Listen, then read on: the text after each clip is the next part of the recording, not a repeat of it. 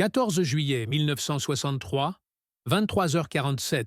Un appartement exigu du troisième étage dans une tour anonyme d'Arlington, Virginie, à 2 pas du fleuve Potomac, dont les eaux sombres clapotent comme un avertissement sous les lumières sporadiques des ponts lointains. L'air est lourd d'humidité estivale, imprégné d'une odeur de tabac froid et de café renversé. Et dans la cuisine aux murs jaunis par la nicotine, Viktor Ivanovitch Sokolov, alias Richard Harlan, pose délicatement le combiné du téléphone mural, ses doigts tremblant encore de la conversation codée qu'il vient d'interrompre. Un simple « le paquet est arrivé », murmurés en russe approximatif, mais dont l'écho semble résonner dans les conduits d'aération comme un signal traître. Il allume une camelle sans filtre, aspire profondément jusqu'à ce que la braise orange illumine son visage creusé par des nuits sans sommeil. Ses yeux gris, scrutant la fenêtre occultée par un rideau trop fin, où les phares d'une voiture de passage balaient l'ombre d'un réverbère tordu. Et il se demande, pour la 1000e fois, si le bourdonnement distant d'un moteur n'est pas déjà le ronronnement d'une Chevrolet Impala banalisée du FBI, garée en contrebas depuis des semaines, ses occupants mâchant des chewing-gums en écoutant les craquements des micros planqués dans les lignes téléphoniques du quartier. Victor recule d'un pas. Le plancher craque sous ses semelles usées.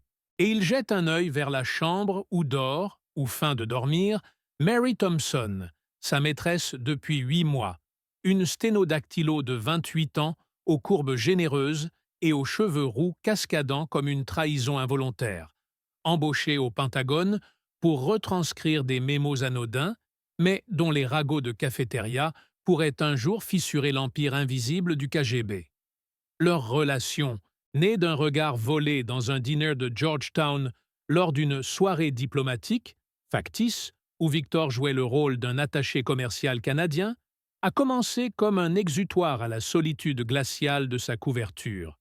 Des dîners aux chandelles dans des motels périphériques, des étreintes fiévreuses où il oubliait les protocoles de la résidentura, mais elle s'est muée en faille structurelle, un vecteur d'émotions incontrôlables qui le pousse à négliger les rotations de surveillance, à laisser traîner un mégot de marque soviétique près d'un dead drop dans le parc de Rock Creek, à appeler son safe house de chez elle au lieu d'utiliser les cabines publiques. Vous sentez le poids de ce silence qui s'étire, Victor, immobile devant le frigidaire qui vrombit comme un magnétophone en marche, imaginant les ondes radio captées par les antennes du National Security Agency, perchées sur les toits du Capitole, décodant déjà les inflexions de sa voix quand il lui dit « Je t'aime » en anglais approximatif, ces mots qui percent le blindage de son entraînement à l'école 401 de Yasenevo comme une balle dom-dom. Il s'assoit à la table formica ébréchée, déplie un journal du Washington Post daté du jour même. Un article sur la crise de Cuba, encore frais dans les mémoires, avec des photos granuleuses de missiles balistiques, et trace du doigt les lignes codées qu'il y a insérées la veille pour son officier traitant, le colonel Piotr Grigorievitch.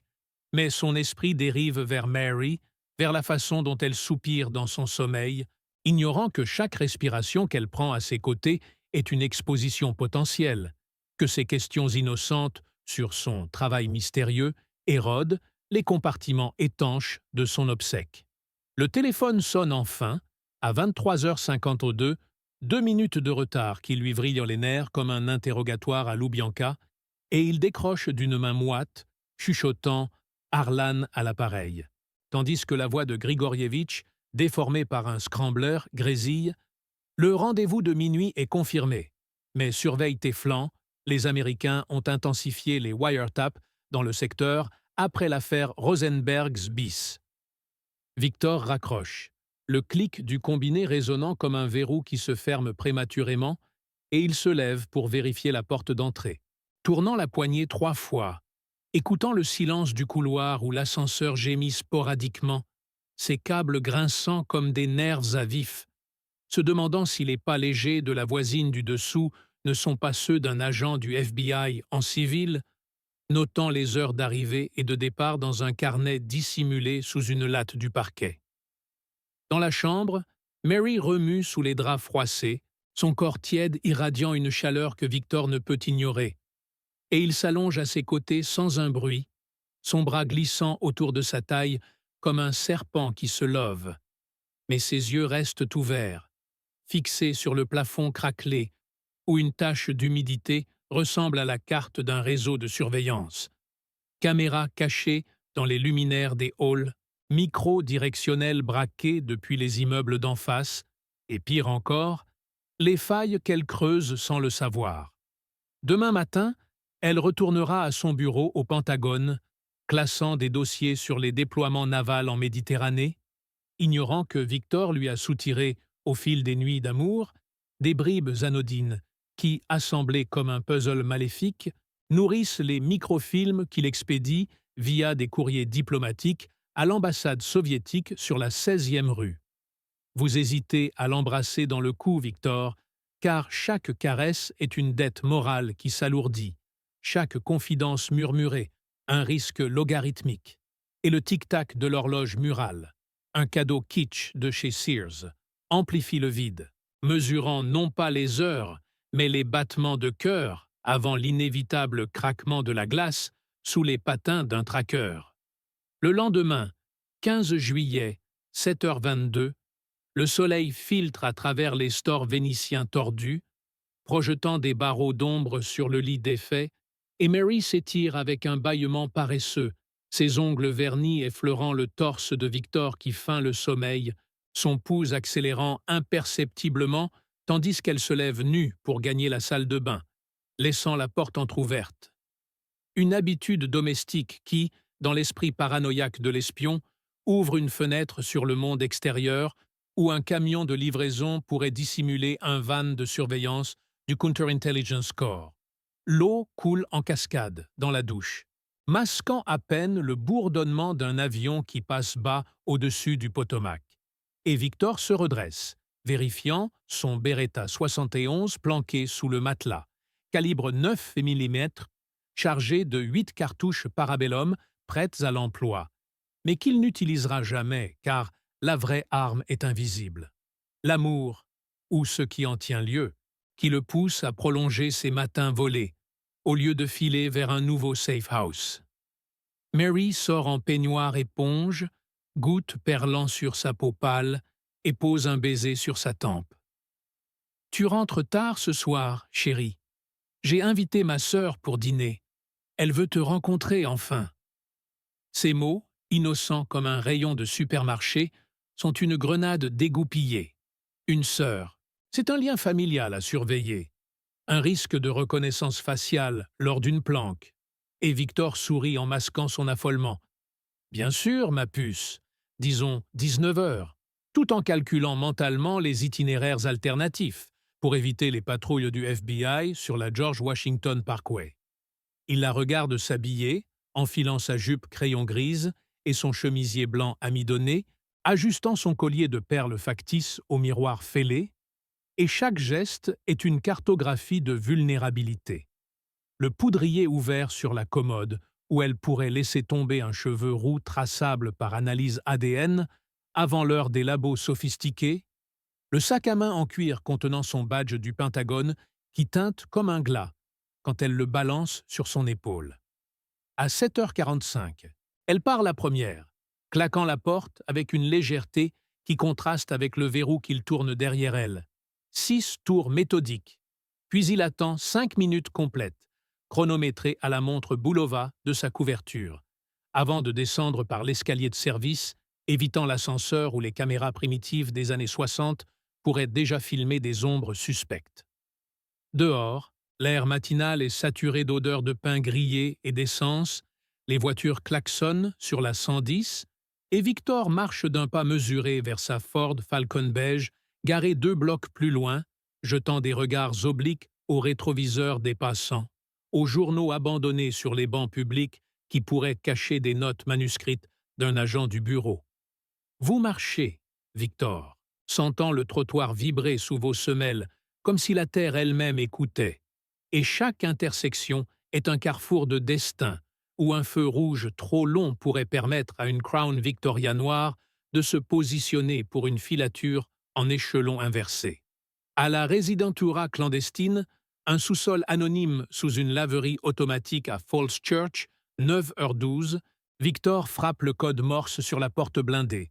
3 courts, 2 longs, et Grigorievitch l'accueille d'un regard perçant sous ses lunettes cerclées d'acier, l'air saturé de relents de produits chimiques et de café turc bouilli. Les infos sur les mouvements de la vie flotte sont partielles, camarades. Grommelle Victor en déballant un rouleau de microfilm 35 mm extrait d'un tube de dentifrice Colgate, mais la source Thomson a lâché un indice sur les rotations des sous-marins Polaris. Rien de critique, mais suffisant pour un rapport à Moscou.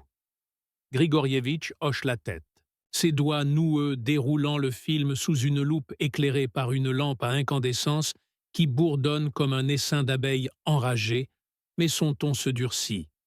Et cette femme? Tes rapports de surveillance personnelle indiquent des écarts. Appel non autorisé. Nuit prolongée hors safe house. La section 9 du KGB surveille les faiblesses émotionnelles depuis l'affaire Penkovsky. Un bonbon américain peut pourrir l'opération entière. Victor allume une autre camelle, la fumée s'élevant en volutes paresseuses vers le plafond bas où des tuyaux suintent, et il largue en phrases courtes « C'est contrôlé, Piotr Grigorievitch. Elle est un vecteur, pas un risque. Ces ragots au Pentagone valent des agents doubles. » Mais intérieurement, la paranoïa s'insinue comme un gaz moutarde, imaginant Grigorievitch rédigeant déjà un signalement à Yasenevo pour compromis romantique, passible de radiation ou pire, d'un billet retour pour la Loubianka.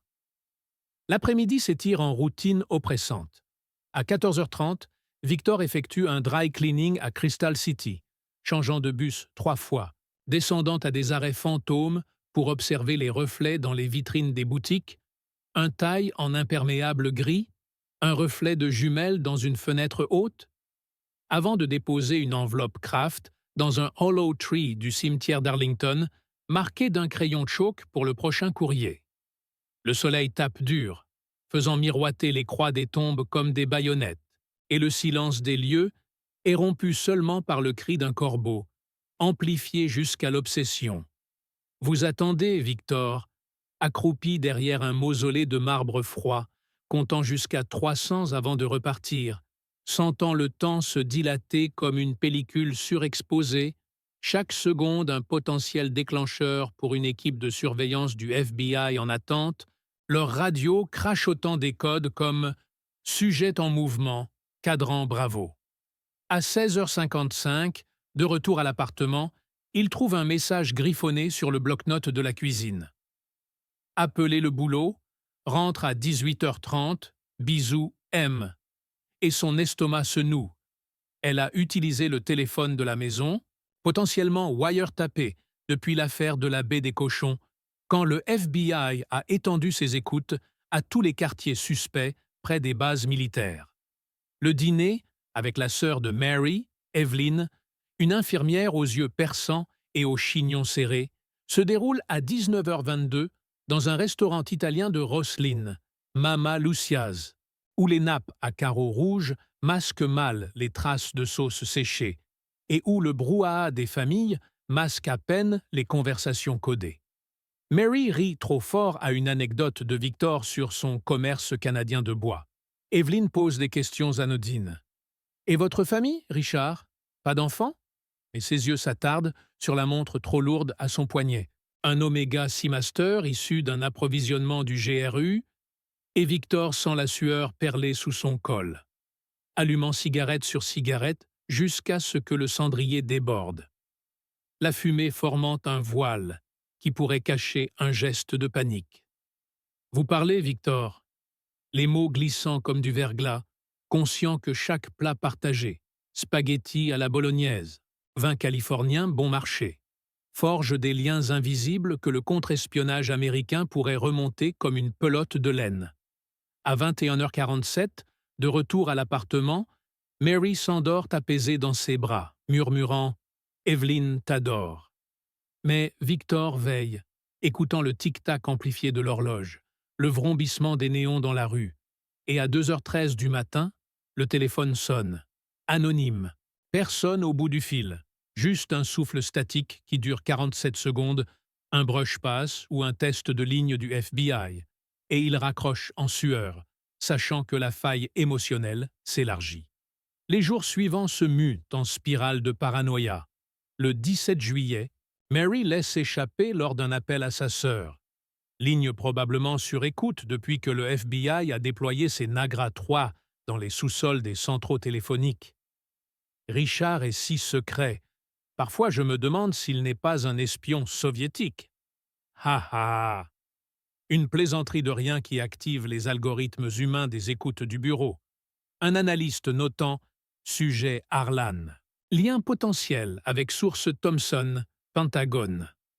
Victor sent le filet se resserrer lors de son prochain dead drop, le 20 juillet, à 4h22 sous la pluie battante du parc de Theodore Roosevelt Island, où il enterre un rouleau de micro-dos dans une boîte de conserve rouillée, mais un clapotis lointain. Grenouille ou pas d'agent en waders, le fait déguerpir en urgence, abandonnant un gant en cuir qui porte ses empreintes latentes. Chez Mary, les nuits deviennent des marathons d'insomnie. Elle ronfle doucement, il fixe le plafond, fumant jusqu'au filtre noirci, imaginant les vents du FBI garés en double fil, leurs opérateurs tournant les molettes des enregistreurs à bande magnétique, capturant chaque gémissement d'amour comme preuve circonstancielle. Le 25 juillet, 11h36, au supermarché Safeway de Clarendon, Mary pousse son caddie brinque-ballant dans l'allée des conserves. Victor feignant d'être un client lambda 2 rayons plus loin. Mais elle l'aperçoit et lui fait signe avec un enthousiasme enfantin, brisant tout protocole de non-contact public. « Regarde, chérie, j'ai trouvé tes cigarettes préférées. » Et dans ce cri banal, un chopper en chemise hawaïenne, agent spécial du FBI sous couverture, note la plaque d'immatriculation de la Ford, déclenchant une vérification auprès du DMV qui remonte à une société écran canadienne bidon. Vous figez, Victor, au milieu des boîtes de soupe Campbell, le monde ralentissant en un ralenti suffocant, sentant les regards converger comme des lasers invisibles. La musique d'ambiance Muzak bourdonnant comme un signal d'alarme. Grigorievitch le convoque en urgence ce soir-là. « Exfiltre-toi. La Thomson est marquée. Sa sœur a posé des questions à un cousin au bureau. Opération compromise, niveau 3. » Mais Victor hésite, enchaîné par l'émotion, rentrant chez Mary au lieu de filer vers le Safe House Exfiltration à Baltimore. La fissure devient fracture le 2 août, 20h14. Mary, en larmes après une dispute banale sur son travail fantôme, appelle Evelyn depuis le téléphone de l'appartement. « Il me ment, Evie. Il a des cicatrices bizarres au dos, comme des marques de torture, et des papiers en russe dans son tiroir. Je vais appeler les flics, ou pire, le FBI. C'est pas normal. » L'appel, intercepté en temps réel par le Wire Room du FBI à Washington Field Office, active l'équipe SWAT. À 22h47, des phares perçant la nuit devant l'immeuble, des silhouettes en trench coats frappent à la porte. « FBI, ouvrez ou nous enfonçons !» Mary hurle. Victor bondit vers la fenêtre arrière, mais le filet est tendu. Un sniper sur le toit voisin et il est plaqué au sol. Menottes d'acier mordant ses poignets, tandis que les agents fouillent, exhumant microfilm du matelas, un émetteur radio courte portée du placard. Dans la salle d'interrogatoire du WFO, 1h22 du 3 août, sous les néons fluorescents qui bourdonnent sans relâche comme des guêpes prises au piège, Victor est assis sur une chaise métallique boulonnée au sol, chemise déchirée, révélant les tatouages du KGB effacés à l'acide, face à l'agent spécial Harlan Whitaker, ironie du nom, qui allume une Lucky Strike et pousse une tasse de café froid vers lui. « On sait tout, Sokolov. Votre fiancé a tout balancé sans le vouloir. Ses appels, ses ragots, même le jour où elle a jeté vos mégots avec son numéro de téléphone dedans. Parlez. Et peut-être que le juge ira clément. » Le silence s'étire, minutes interminables, où l'horloge murale tic-tac comme un compte à rebours, Victor fixant le miroir sans teint, où d'autres agents observent, microfilmant sa sueur, son tremblement, tandis que Mary, dans la pièce voisine, sanglote. « Je l'aimais, je ne savais pas. » Vous craquez intérieurement, Victor, sentant l'empire des secrets s'effondrer en poussière, les familles à Moscou rayées des listes de rations, les collègues rappelés pour liquidation des traces, et le bourdonnement des néons devient le requiem d'une vie ordinaire brisée par un amour involontairement traître. Les semaines suivantes, en détention au Metropolitan Correction Center, Victor endure les routines. Levé à 5 heures, sous les hurlements des matons, promenade dans la cour grillagée où le ciel de Washington semble moqueur, interrogatoire quotidien où Whitaker déroule les bandes des wiretaps, la voix de Mary riant « Mon espion secret », déconstruisant couche par couche son obsèque défaillant.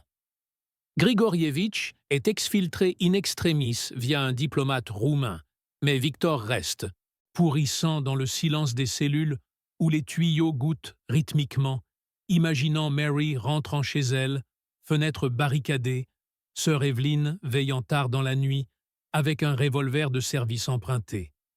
La paranoïa ne s'arrête pas à l'arrestation. Elle s'épanouit dans l'attente du procès, où les avocats fédéraux indiquent 30 ans minimum, et chaque visite conjugale refusée ravive le fantôme de ces nuits volées. Vous attendez, Victor, les yeux sur le mur rayé de graffitis d'anciens détenus. La tôle tue l'âme. Sentant le temps se dilater à l'infini, le tic-tac des menottes invisibles qui ligotent non plus vos poignets, mais votre existence entière, tandis que dehors, le Potomac coule indifférent, emportant les secrets noyés dans ses abysses. Mary, libérée après témoignage, erre dans les rues d'Arlington, supermarché vidé de joie, où chaque rayon de conserve ravive le souvenir du caddie maudit, appels anonymes la nuit, Stasi, KGB vengeur, ou juste paranoïa post-traumatique.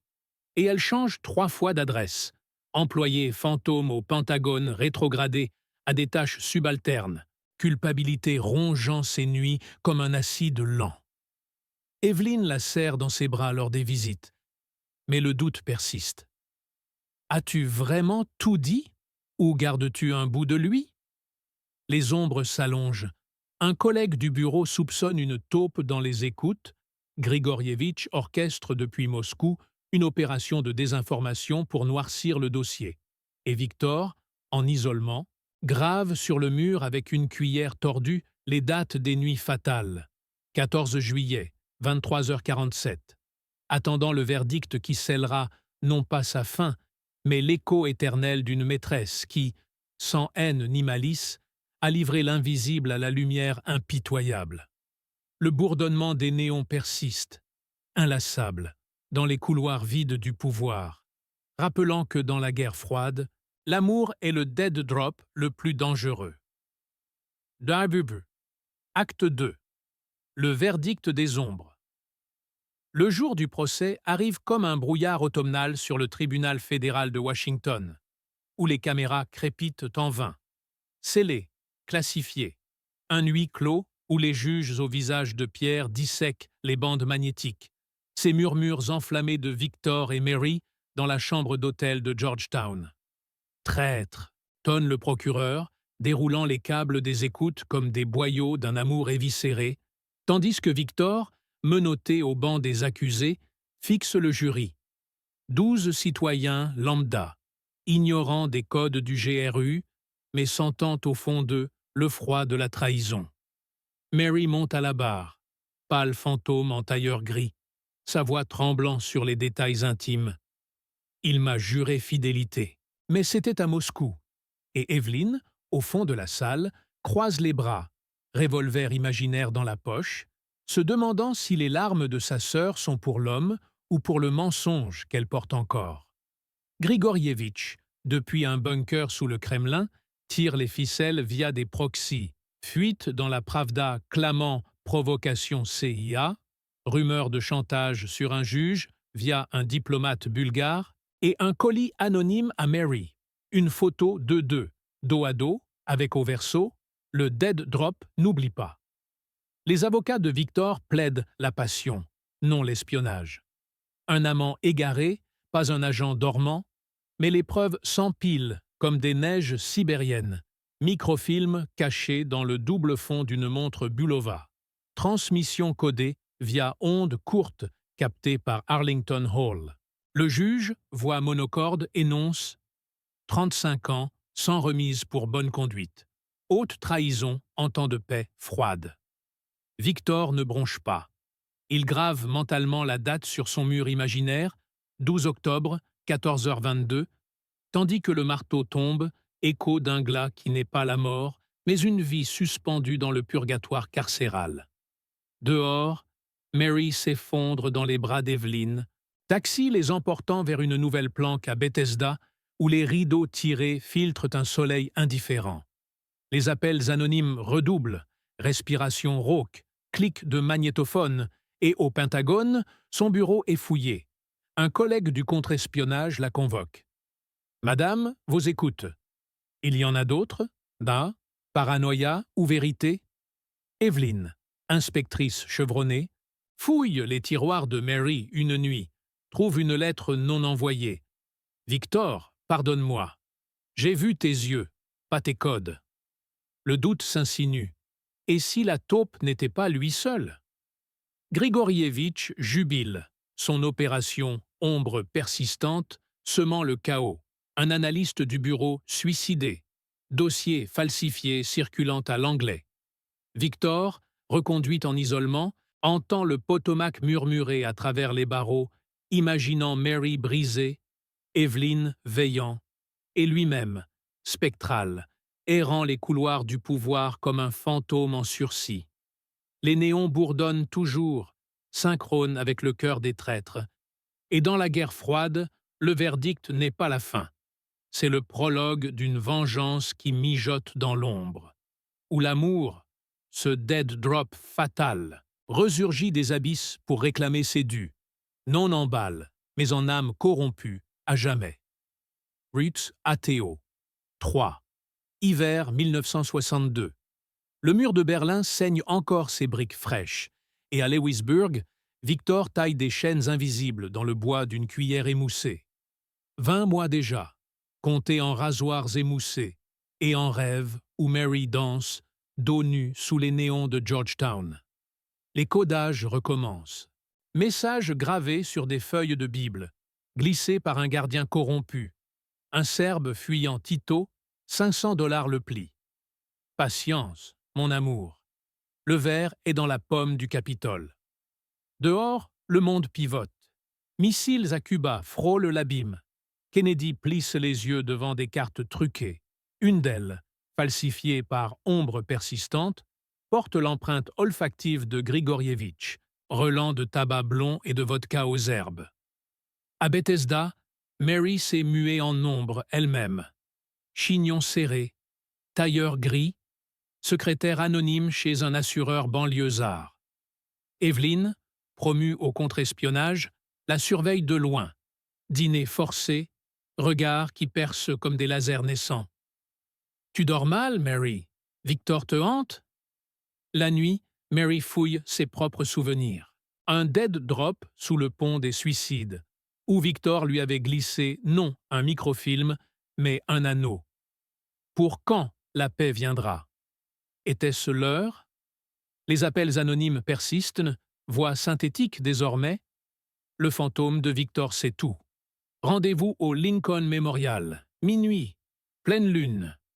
Evelyn intercepte l'un d'eux, trace l'appel jusqu'à un central de l'anglais. Un analyste, le même suicidé d'avant, réapparu comme un doppelganger.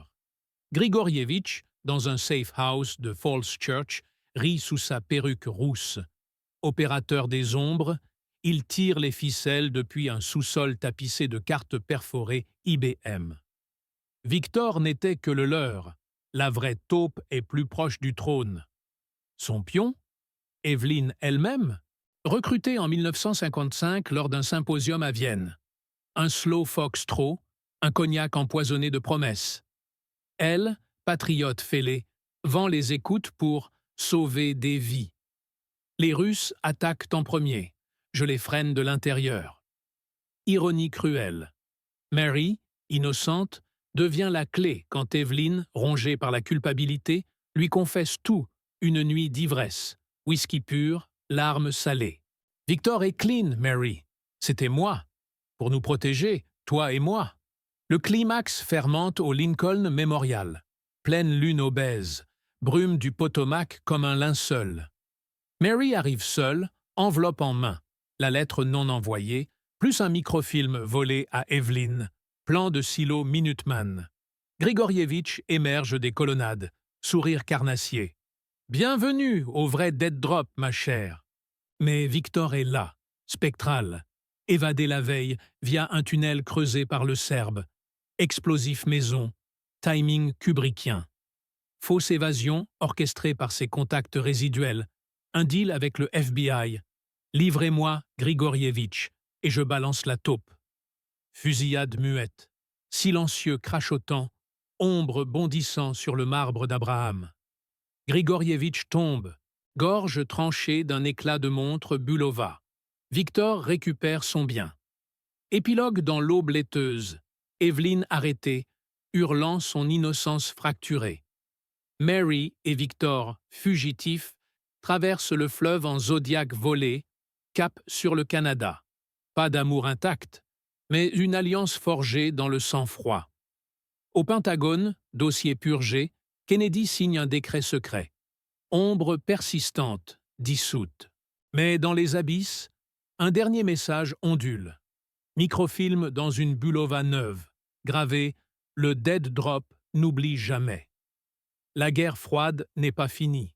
Elle pulse, éternelle, dans les cœurs des survivants, âmes corrompues, unies par le poison d'un baiser traître.